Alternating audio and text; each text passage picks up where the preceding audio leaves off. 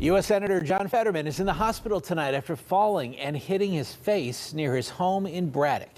Thanks for joining us at 11. I'm Ken Rice. It's a story we've been following all day. Jennifer Barrasso picks up our coverage from Braddock with how Fetterman's doing and what's next for him. Ken, Senator Fetterman lives here in Braddock. Now, this is not the first of his health issues. He's rebounded before. The big question, can he do it again?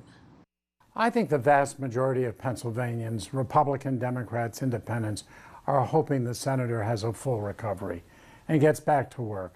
Pennsylvania U.S. Senator John Fetterman overcame a debilitating stroke, battled severe depression, and now this setback. Doctors determined he suffered a ventricular fibrillation flare-up, which his spokesperson said led to him feeling lightheaded, falling to the ground, and hitting his face during a morning walk near his Braddock home. His office said Fetterman is doing well and is receiving routine observation at a Pittsburgh hospital. It's very sad because it seems as if he had a cardiac arrest, and that's dangerous.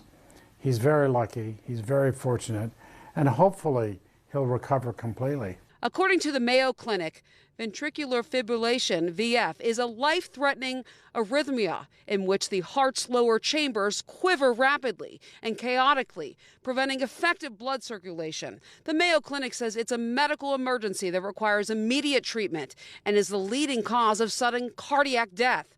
Just days before the Democratic primary in May 2022, Fetterman suffered a serious stroke.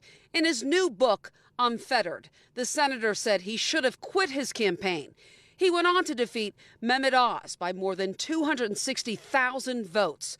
But his battle with severe depression continued after the November victory. I asked retired KDKA-TV political analyst John Delano about missed votes during that time. The question is, can they recover quickly enough to get back on the job?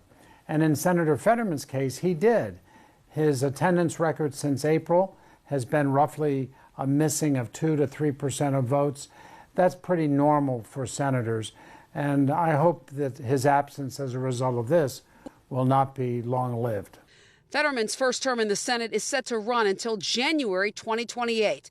Delano says it's too early to say if he will run for re-election. What happens next depends on his health. If he's able to recover completely and able to do the job, he's going to stick at it, just as he did after a stroke and mental depression. He is the most resilient politician I've ever known, and I have absolutely no doubt that he's going to do everything he can to get back on the job as quickly as he can. In a statement, Fetterman's office said this in part, quote, he has opted to stay so doctors can fine-tune his medication regimen.